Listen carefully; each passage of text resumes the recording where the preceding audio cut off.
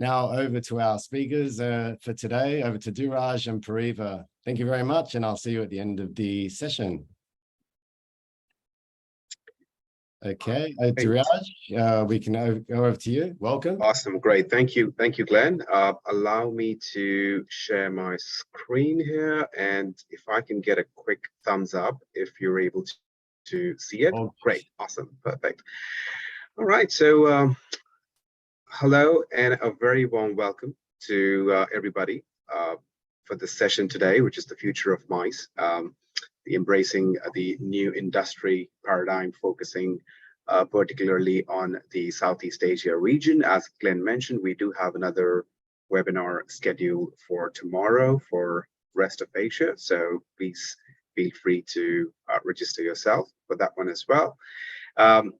My name is TULSIANI. I'm a Senior Regional Sales Manager at Cvent Supplier and Venue Solutions. And today I'm going to be hosting this session along with PARIVA from Hilton Hotels, Asia Pacific. I don't think PARIVA needs a lot of introduction as she's a veteran in the hospitality industry. Great. So here's what we're going to be covering today, beginning with the current sourcing landscape in Southeast Asia. We will move towards talking about planner priorities that have evolved in this region and across Asia. And then finally, we will dive into the tech landscape and what exactly is needed from a hotel standpoint to make sure you're maximizing your MICE business output. So yeah, let's get right into it. Now, what you see on your screens right now, it's actually the last 12-month summary view of business coming into Southeast Asia through the Cvent Supply Network. The percentages define the increase from last year in the same time period. The growth is exponential across unique RFPs, and the future of MICE recovery is already looking bright and positive, and is reaching at par with trends going on in other countries around the globe as well. There are some major Southeast Asian countries like Singapore, Malaysia, that remained, top of the list in terms of feeder market. Interestingly, Thailand and Singapore also remain in the top 3 of the feeder countries for their own respective regions, meaning post-US, Southeast Asian countries have been sourcing within their own or nearby regions or nearby countries. More importantly, if you look at the RFP types, a large part of these RFPs included sleep rooms as well. Over 55% of the RFPs included both meeting rooms and sleep room requirement.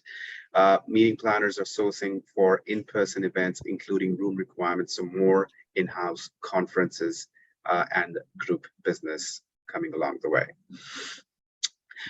Right, so what we're looking on the screen right now is the RFP volume starting November 2021 up until October 2022, and how that has changed, gone up or gone down month on month. 2022 has had a relatively good start with May and October 2022 recording the strongest growth month over month. And we're hoping to close the year with this consistent, strong trend as well. Interestingly, Thailand and Singapore in particular have shown highest growth starting May 2022, meaning more and more business influx in these countries as well. Now, what you see on your screen, it's an insight into where the planners that sourced to in 2022 in the year 2022 are located. So you can see in blue that 47% of the leads that came from planners within Southeast Asia region, while 27% of them came from US, both down as compared to 2021 stats, meaning countries like UK, Europe, European countries and rest of the world have increased their sourcing from for Southeast Asian countries, creating more regional diversity in terms of incoming business. However, the biggest share of sourcing still lies within the region, and the US has kind of remained consistent from past year. Also for Thailand and Singapore in particular, USA still holds the dominating share from where planners source to these countries for their events. Let's also see how meeting size have changed. As you can see, there is a major shift in the RFPs sourced basis number of attendees. From moving meetings up to 100, 200 packs, there seems to be an inclination of having meetings with less passengers within the range of 25 to 100 overall. The market is still skewed towards having booking for smaller meetings, but the trend has reduced quite a bit from last year, 2022, for 0 to 25 passengers. It's evident in here that small size meetings are still the biggest chunk in 2022. However, mid-size is also becoming a hit and increasing in volume. And this trend is also consistent across countries like Thailand and Singapore, where planners are still sourcing for the small and mid-size meetings. Right, so on this slide, we're looking at what kind of RFPs are being sourced into Southeast Asia market. Back in 2021, 53% of the RFPs were from both meeting space and sleep rooms, while 42% was for meeting space only,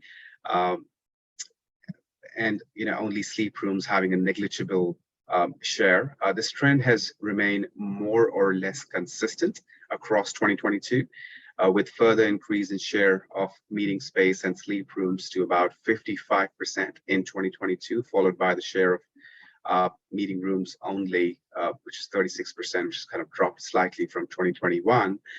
This means that there is still a strong inclination by planners to source for in-person events, which includes room requirements as well, along with booking meeting spaces. So more in-house conferences and group business for this region.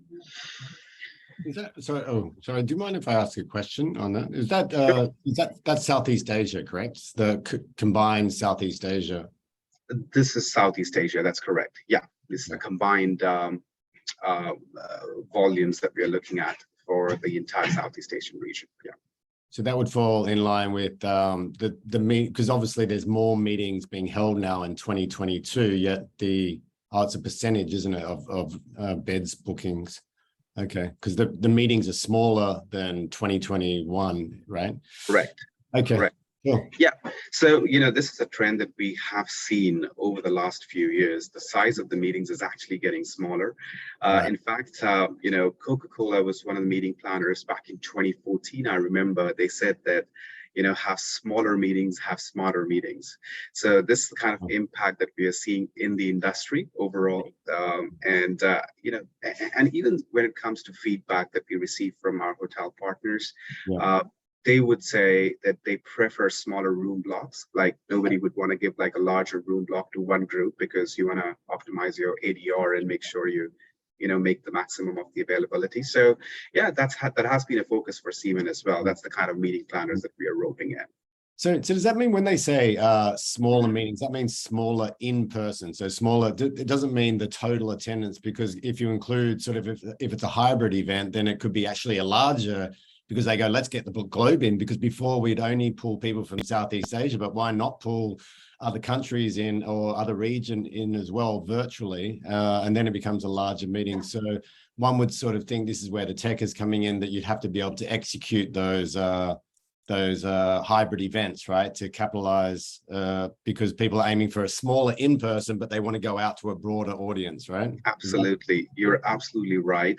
In fact, our CEO says that this is actually the golden age for events now, which is just starting after the pandemic, because we have kind of explored a new avenue, which is the hybrid events. Right. In fact, we talk about our own event that we do in Las Vegas. It's called Cvent Connect. It's one of the largest trade shows that we do in US. Yes. Before pandemic, we had about 6,000 people in person in 2019 that attended it. In the last edition, which happened just recently, we had about 40,000 people. So of about 5,000 were in person, and rest all of them were hybrid. So yeah, that has really helped us in the situation as well. Yeah, it makes sense too, right? So you're putting a smaller audience, it costs less, but because you've got such great messaging, everyone's put the effort into that particular event, you can just broadcast it out to a much wider audience, whether it's a company event or a trade show. So yeah, so it really puts the pressure on the hotels to look at their ability to execute hybrid events, right? That's going to be the future by the sounds of things. And we do have some data in this presentation where the planners are actually asking for the hybrid setup. So Yeah. Okay, I'll let you continue. Thank you. Yeah. Perfect. All right. So moving on to the next slide.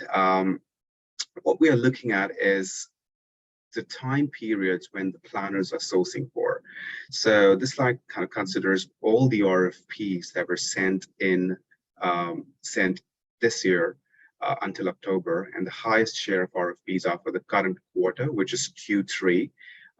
This is the event start date for all these leads that have been sent by the meeting planners, 71%, followed by 23% for Q4 2022. And then you have, just give me a minute, and then you have some share coming in for Q1 2023 as well. As of now, based on our internal network data, planners have not, starting to source for further years, which is 2025 or 2026. But, usually we start seeing these leads as well. For some of the regions, yes, we do have some of these inquiries that are, for some of the larger citywide events that are sourced at least a couple of years in advance.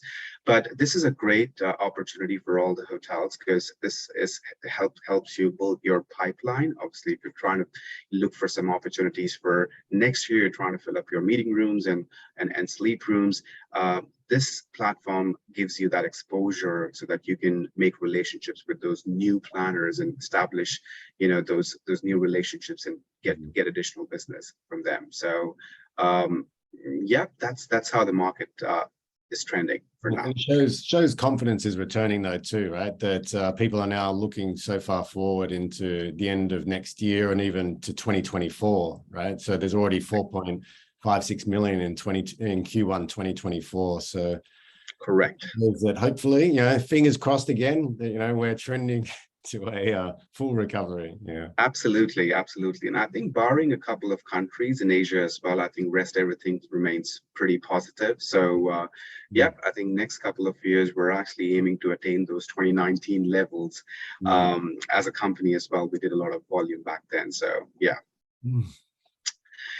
Right, now the sourcing volume trend we just saw also translates here. This trend represents how many unique planners are sourcing in a particular month from November 2021 to October 2022 via the Cvent supply network into Southeast Asia region. There has been a significant increase in the sourcing trend, particularly from March till October. Meaning more and more RFPs are flowing in the recent few months, and this trend kind of promises to go upwards as well in 2023 as well. For Singapore, that's in green line, and Thailand, the purple line there, the trend seems to echo that of the overall region. There's like a consistent movement of unique planners that are trying to source hotels from these regions as well, and surely is going to go upward as we move ahead. Right, and also let's look into the comparison of the proposed rates year over year by RFPs sent each month. These figures represent the weighted average of all the proposals from hotels for that particular week, regardless of the arrival date. The data here, it kind of reflects the rates that continue to be in the similar range as compared to 2021, except for months March to May, where 2022 proposed rates spiked as compared to last year. However, post that, the rates have seemed to be pretty consistent. It would be interesting to know here that both Singapore and Thailand, the proposed ADR has increased, and it remains above previous year average till October. Yeah. Right. So now what we're going to be covering is the planner priorities, and this is for Asia as the region, entire Asia as a region. In the month of October, we commissioned an independent research company called Census-Wide to survey Asia-based meeting planners. This report is available on our website. It's available to be downloaded. and it's based on the survey responses of 250 organizations and respondents, included event planners and event managers and event directors across Asia. In the next few slides, we will be covering some of these insights and takeaway from this report. So with that, let's have a look at the sourcing status for planners in Asia and how that compares with the other major MICE destination with in Southeast Asia as a whole. 90% of the planners across Asia reported that they have restarted in-person sourcing, which is a consistent sentiment across countries like Singapore and Thailand as well.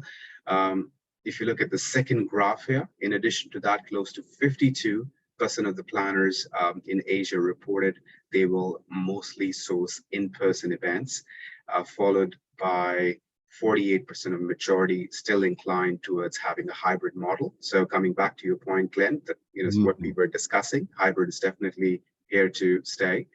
Of course, the virtual setup is something that is in demand as well, but of course, it's going to phase out eventually as the market's completely open.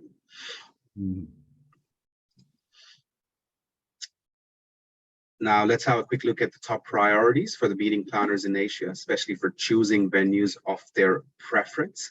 Now, as a whole, 34% of the planners based out of Asia reported that venue location remains the top priority for venue selection process, followed by hybrid ready. Again, going back to the same point there. Rooms, they need the rooms or the studios or the meeting space. These are definitely some of the key factors that are influencing the venue choice, or in fact the destination choice as well.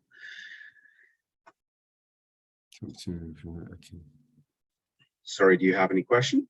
No, I was looking at the statistics, and yeah, it really is now just a key component is that hybrid ready, right? It's a real factor, like the business. If you're not able to offer that, you're going to miss out on a substantial amount of business by the looks of things. Yeah, well, I think there's definitely need to be completely ready. You should have the setup ready, and it should be available for you to offer. Because and I think all the trends, they usually start from the western part of the world, and then they eventually come down to the eastern part of the world as well. And in the western part of the world, we're already seeing that increase. So yeah, I am hopeful that you're gonna see the same impact in APAC as well. So it's a good practice for the hotels to just have that kind of tech ready. Yeah. Yes, correct. Okay, great. So when it comes to expectations from hotels, the planners, the technology has been one of the biggest theme in their responses the last couple of years. In our last survey as well, about most of the things planners look for while researching a hotel online, the top 3 things were virtual site visits, interactive diagramming, and all the photos and videos that you can showcase on all the avenues where their journey starts from or whatever they're researching. Now with the virtual sourcing platform now coming into picture, planning process, remote sourcing tools, and interactive content has become a must-have for most of these planners. In addition to that, the biggest challenges quoted by planners included risk of new COVID variants and on-site health and safety precautions at venues, travel restrictions amongst venues. So and there's been a new addition to this list this year that has been the staff shortage at venues, and that's rampant across the region right now. So yeah. Is that listed as a hotel challenge of executing? Is that right? On the left is what the planners are looking for. Correct. Okay. Yeah, that's becoming a very, very amplified issue right now. The staff shortages. Yeah, and just to add, this whole lack of staff is one, and to add to what DHIRAJ mentioned, is the lack of trained people. Right? They've suddenly just disappeared. Hotels and even event management companies, something that we hear a lot, right? People outsourcing was a thing, but no longer are those avenues open any longer. So one needs to really, from a hotel perspective, be planned ahead, better planned, and also have some buffer for contingency. You know, end of the day, it's a planner and a customer walking into a hotel. So it's just that whole bubble of lack of qualified and trained people, which puts a whole lot of strain on that particular event. Yeah. Yeah, Interesting to see how the industry copes with that. Yeah, it's going to be, obviously there's got to be solutions soon, right? I mean, I'm sure everyone's thinking of the solutions already of like how to actually counteract that. Yeah, I think it has to be a mix of both, because I think when it comes to technology, and we all say that technology kind of replaces a lot of manual work, but again, technology, the way we look at it, it's more like a human connection enabler. So at the end of the day, the hospitality industry survives on relationships. So I think it has to be a mix of both while coping up with this situation. Make sure you have the right technologies in place, and then obviously you're hiring the right talent so that it's a recipe for success in the future. So absolutely, yeah. Right. Okay. Interesting stats. All right. Perfect. So what exactly the planners expect from hotels right now? Our planner sentiment report highlighted the following are top of the mind for meeting planners in the new normal, as they say. Number one is, collaboration. Planners don't really have all the answers in this environment. So they would want to work with their supplier partners more to find solutions together, because everything is new for everybody. Agility, hotels and venues need to be able to adapt to the changing requirement. Forward thinking, if you can meet the new market requirement, this is going to go a long way with the planners. At the end of the day, as I said, it's all about relationships. And last but not the least, efficiency. Just because there are less people, expectations for effective processes are still high. So yeah, it has to be looked upon. Now, this is a very interesting slide that I wanted to share with everybody today, because this kind of tells you how the industry has kind of shifted over the last few years and how the meeting planner journey now is done digitally. Gone are the days where everybody was dependent on phones and emails, and we've seen that change happening on the transient side of the business already. MICE is picking up gradually, and with the inclusion of tools like Cvent, and even the search engines like Google, Bing, and Yahoo, a lot of these small meeting planners who are not necessarily working with a third party or have a process in place, they go to these websites and search for meeting destinations or meeting hotels. So it's important that you are rightly, located or rightly positioned on all these avenues where the business can be generated from, be it your own website, be it Cvent, or be it all these search engines where you can do a lot of these keyword marketing and make sure that you appear right on the top. Wow, right. 67%. So that's a significant shift, right? I wonder what it was, like 5 years ago. I wonder what those numbers would have looked like, and whether COVID actually sped that up, or has it just been a natural incline over a period of time where, if you've got kids, you can see that they're going to be completely living in a different space, a digital space, but 67% is something to be really aware of, right? So, yeah, and I'm going to make a smart guess here, Glenn.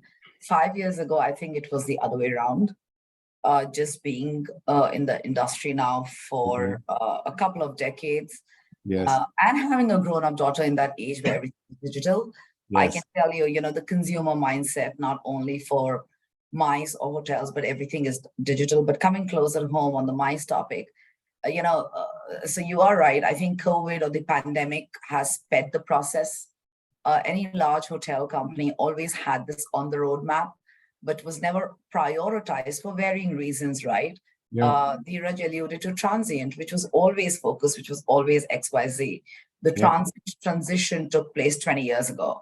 The last 3 years have just, not only sped the process, but I think just opened eyes to say, how do you achieve more with less? That's right. It Less just time, less people, XYZ. So Yeah. yeah. and it forced people who were sitting on the fence of adoption to fall on that True. side of the fence, right? So it's likewise. We went back. We had a discussion the other day about Zoom. Exactly this, like webinars and meetings. Where it was around before COVID. I mean, you could do a video meeting, you had FaceTime on your phones, you could have multiple people on FaceTime, but no one really adopted it, right? It was like, still you would do a phone call, and it was not like, now it seems odd to do a meeting without seeing the other person. And it's like, oh, there's a reason why I'm not on video because I'm in transit or something like that. It's just an accepted thing now. But it was around before. It just took a while for it to be fully adopted and become a norm. Yeah. So I tend to agree with you. 5 years ago, it probably would have been far different, but doesn't mean the technology wasn't there. It's just the rate of adoption, really. Yes. Correct. And I think the dependence on technology is just increasing by the day. Like, imagine forgetting your phone charger one day and how much panic you get. So how much you're dependent on yourself and your phones and everything. Even from our meeting planners, the kind of requests that we get. I remember being in a trade show, and one of the biggest third parties, Hems Briscoe, is one of the associates. They walked up to us, and Hems Briscoe happens to be one of the partners to Cvent, and they had a request saying, we're able to see the proposals in our phone through your app. So all the proposals that the hotel submit, the Hems Briscoe associates can see that in their app. They can actually do the comparing and everything, but they cannot award it.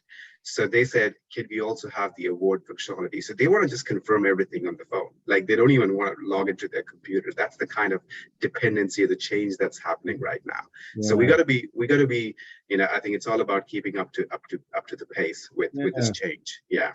Like anything, there's nothing wrong with it. It's not like we're dependent on our phones. It's just efficiency, right? It's an efficient way of getting from A to B, where you didn't need to have all those interactions. You know what you want, you know where to get it, and make the process seamless. So that's what the future challenge is going to be, the seamless process, right? So, some of the systems we were talking about for hotels, you can't make them too complicated because the hotel staff need to be able to use them. So whoever's got the most user-friendly tech will win that particular race, right? So instead of like you have to train people, on this very complicated system, the more simple you can make your system, if you're a third party or a provider, the more the hotel will adopt it because it's easy to train, it's easy to implement, and so forth. And that's what we're seeing in systems as well now. Software development and stuff is becoming, make it so most people can use it. It's not complicated. Otherwise, you'll lose that 6 seconds of attention you've got. What is it? The 6 seconds attention. Okay, we'll let you move on. I know you've got a few slides to go yet. Yeah, well, I think we just had a great discussion right now, because that's like a great pivot to move on to the final section of the presentation, and where we're going to be talking about some of the ways and how automation and technology can help meet the planner expectations and overcome the expected efficiency challenges.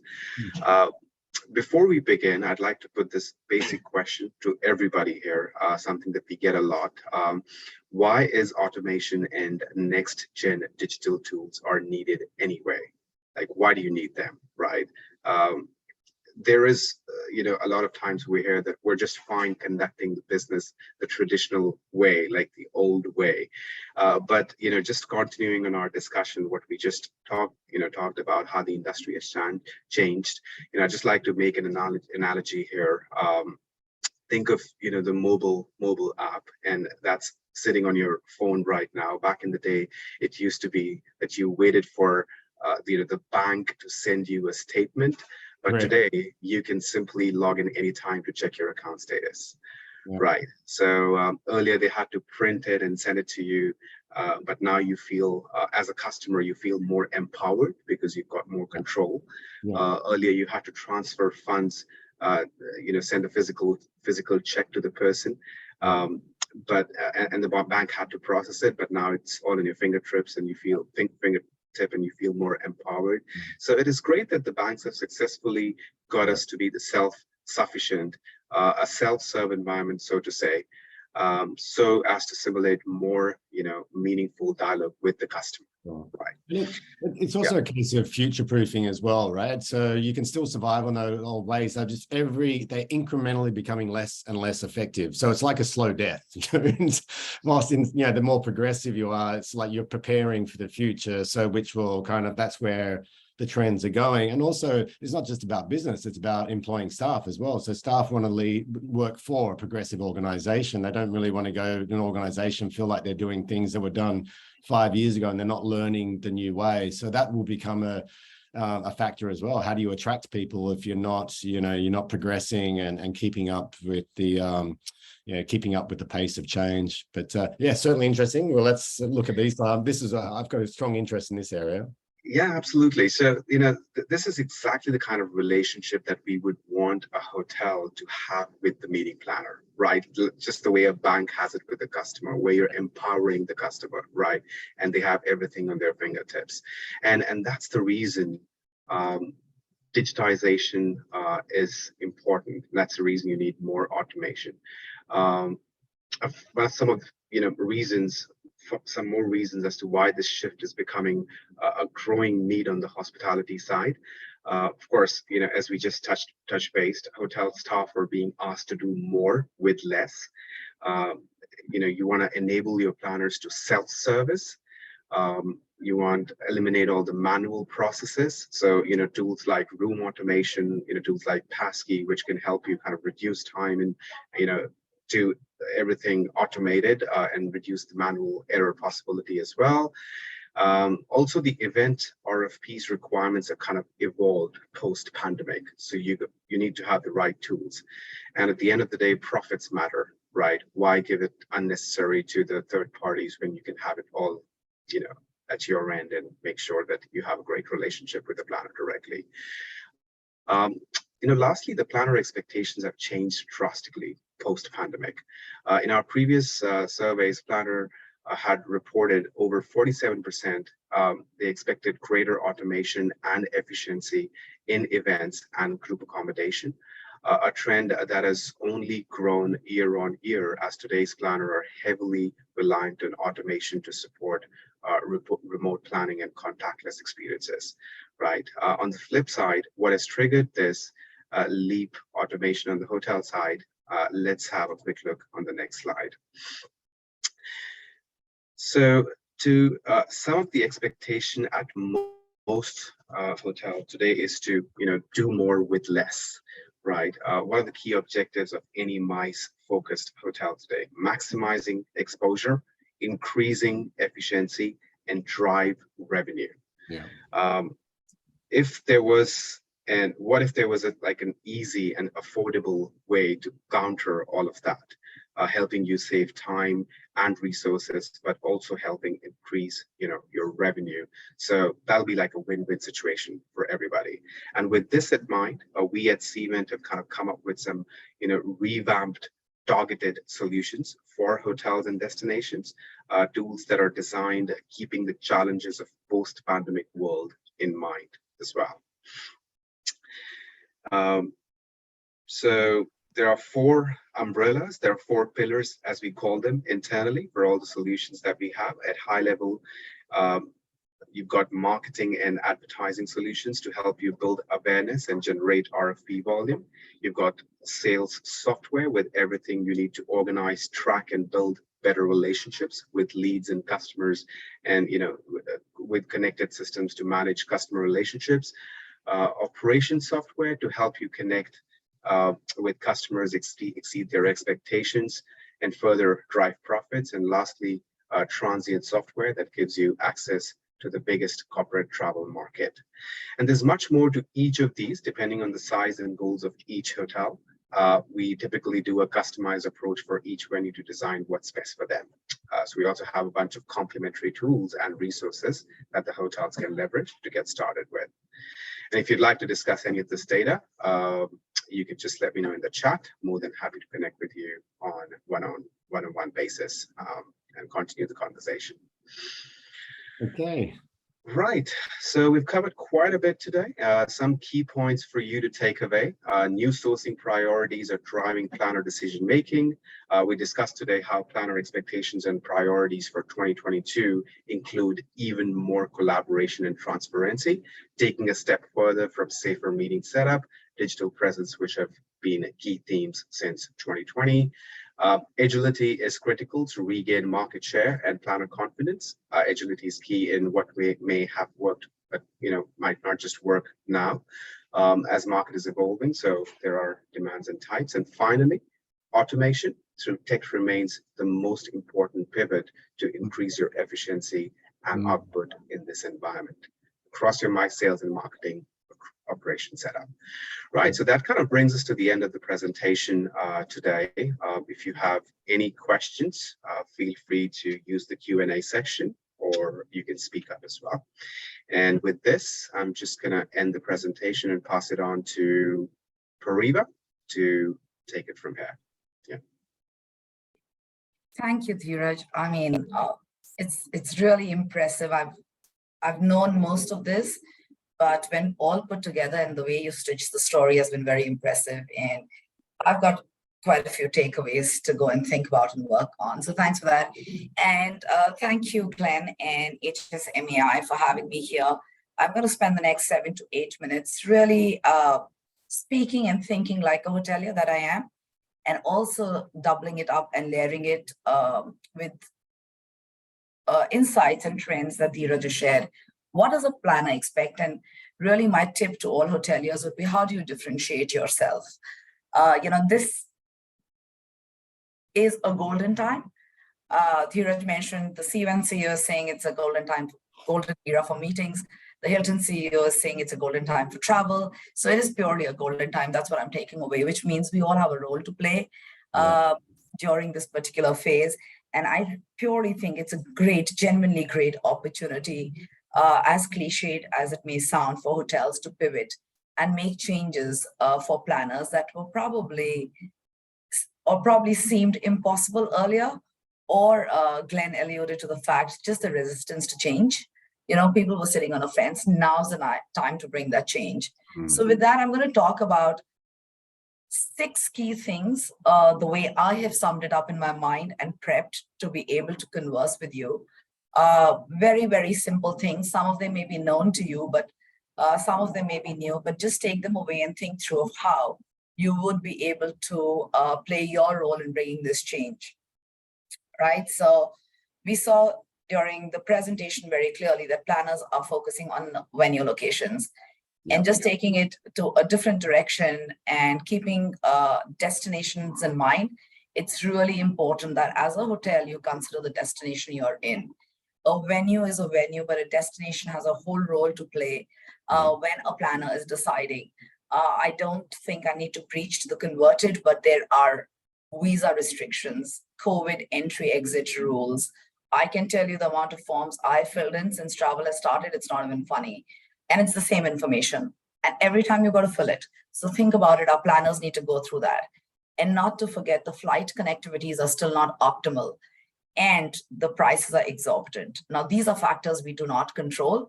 However, they have an impact on a planner decision when they're selecting a venue or hotel. So think about your hotel as a destination, not just a singular hotel. We are all perfect in our own ways, but that's not enough for the planner and the future of how the planner is going to be sourcing.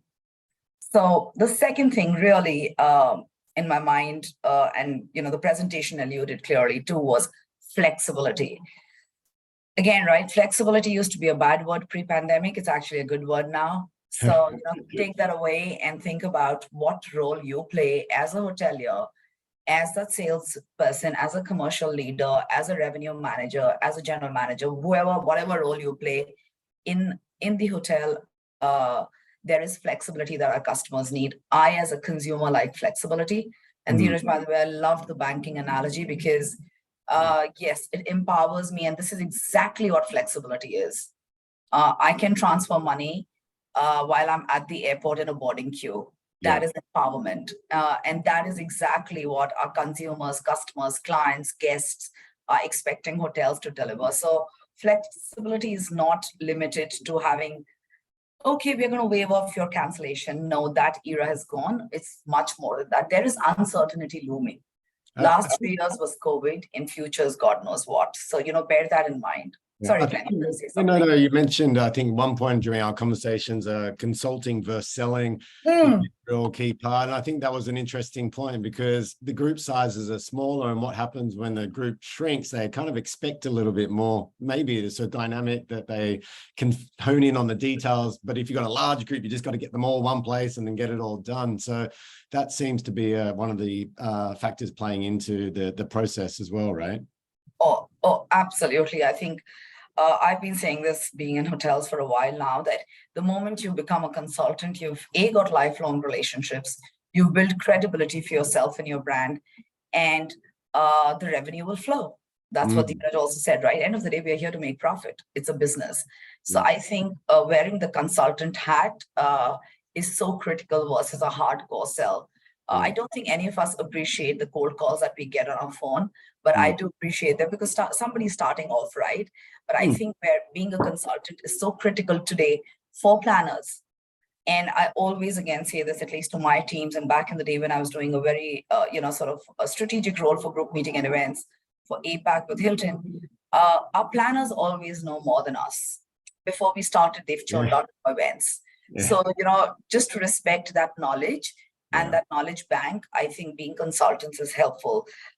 And therefore flexibility, right? The presentation said that the destination within the region is 50% in demand. So it's being sourced 50%. So if my home country is Singapore today, I probably know it better than somebody who's going to be, not knowing it if they're not living here, and so on and so forth, right? And I think the third one that I was going to talk about was technology. We've spoken a bit already, and it is an uber passionate topic to anybody who's looking into the future. So there is a technology play clearly.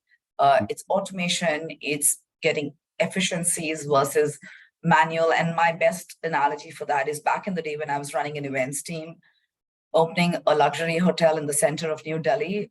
I will not exaggerate, but we had such a big event diary that went from one end of the table to the other, and you had to literally stretch your arm to 2 meters and pencil in things. Right. That time has gone. And therefore, probably, one respects technology more because it's efficiency. And for me, it's also error proof. End of the day, there's human error component. That goes away when technology comes. So just as a hotelier, very, very, very mindful that technology is here to stay and it's ever growing. What we do with it and how we embrace it is something that, I leave you guys to go back and think, discuss. If you want to have a conversation, connect with me, more than happy to carry the conversation on. But that's some of our leaders. We talked about at one of our events recently. The art of leadership now is going to be how to make those discerning decisions regarding technology, like which software do you need, and do you need the elaborate one or the simplified, depending on the size of the team, the maturity of the business model, or where your business is up to. So one of the talents of the leaders and who are in charge is going to be making those decisions about what to buy and when, and how long you're going to stay in that ecosystem for, etc. So it's a different decisional set as well coming up for people. Oh yes, and I can tell you with absolute hands-on experience, part of my day job is to bring automation and enablement to our global sales teams across Asia Pacific. And the beauty of that is one solution does not fit all. What works in India is not fitting in Japan. What works in Japan is not fitting down under in Australasia, and so on and so forth. And Southeast Asia is a conglomerate of many countries. There's culture, there's language, there's a whole lot of flavors, food, which is hugely connected to hotels, right? Yes, I think finding the right technology that is scalable, sustainable. And in cases like Hilton, I did not realize HSMAI is celebrating 95 years.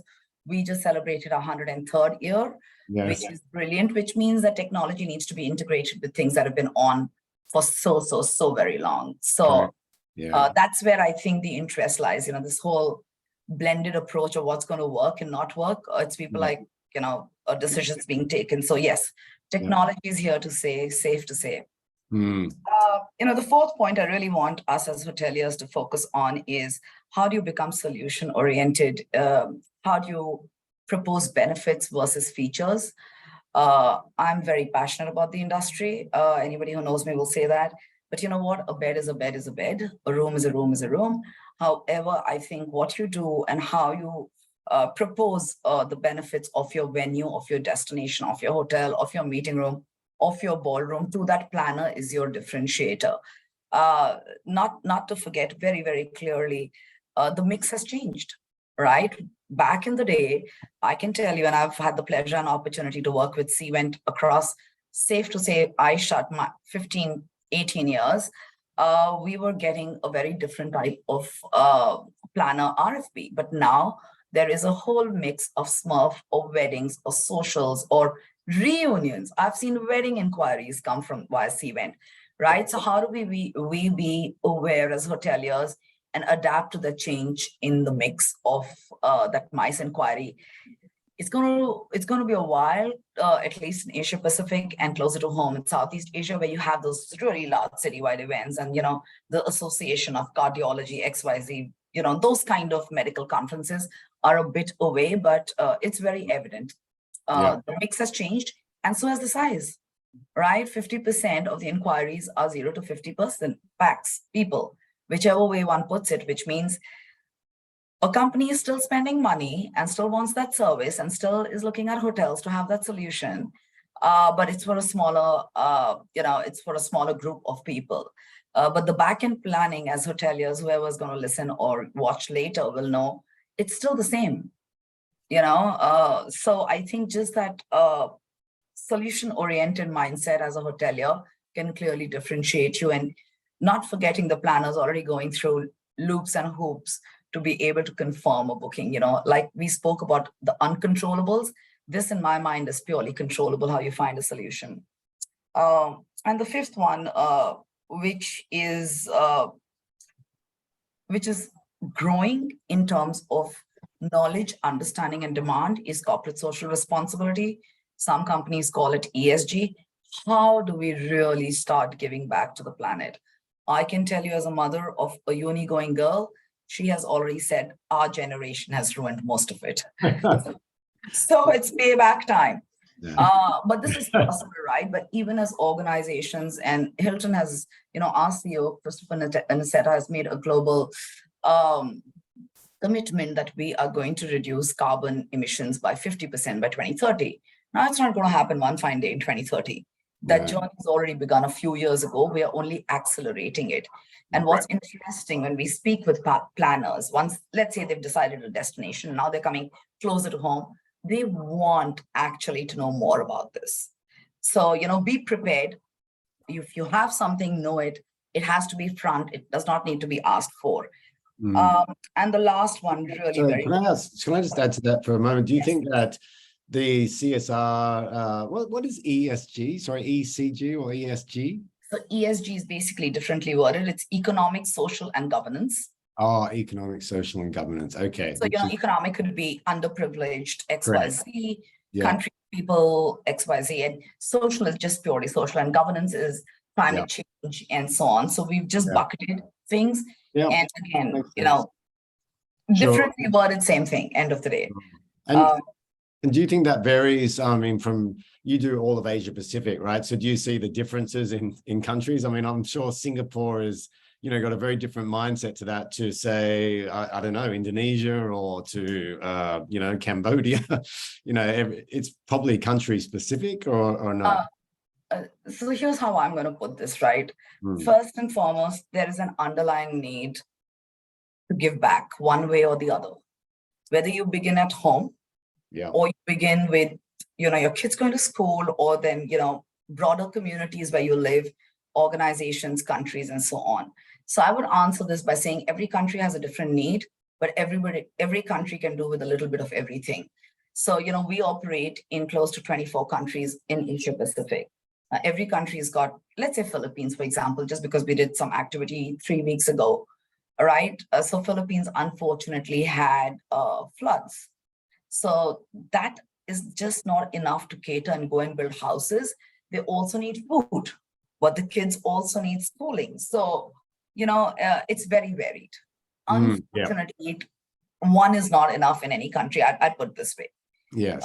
And, you know, when you when you take a flight, you're obviously contributing to this chaos, right? So how do you sort of try and become socially aware of what you're doing? So, yes. So what you're saying is planners are now it's a question that's coming up that planners are looking at the CSR value and so forth. Correct. Planners are asking a simple question to hoteliers. Yeah. How can you help us achieve our goal? How can you help us give back? Right. Yeah.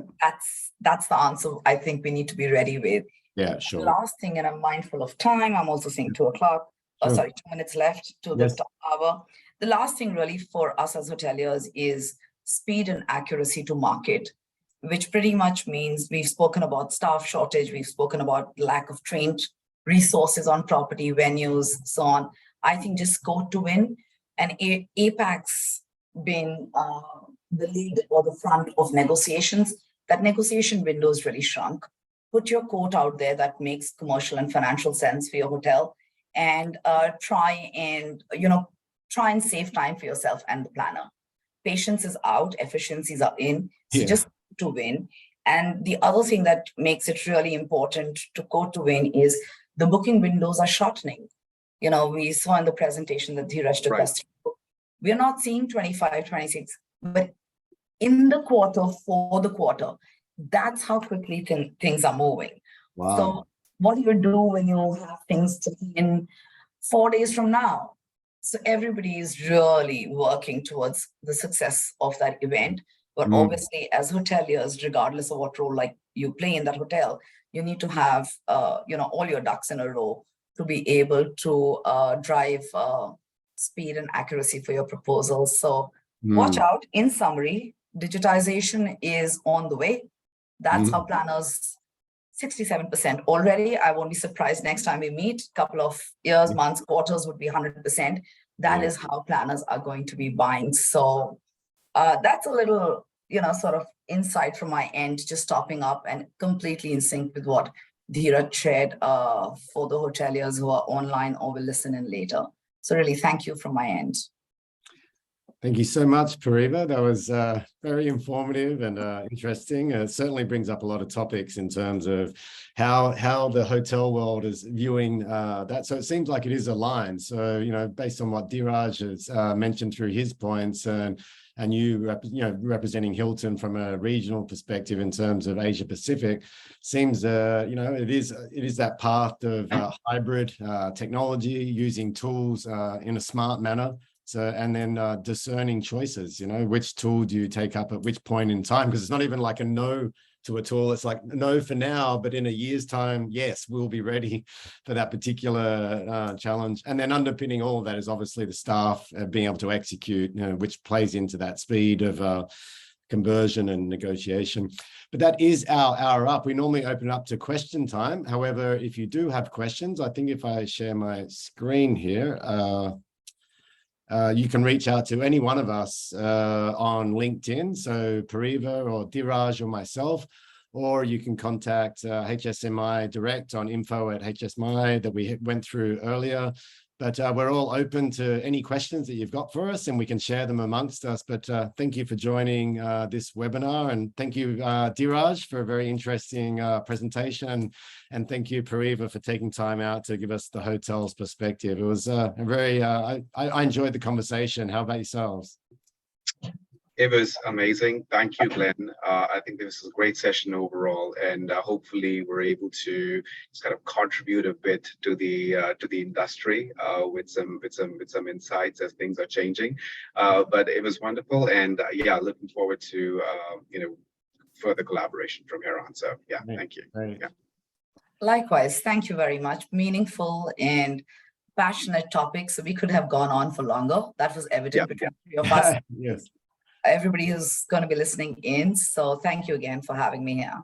All right, guys. Thank you very much. And see you next time. Have a great rest of the week. Thanks a lot. Thank you. Bye-bye. Cheers. Bye-bye. Yeah.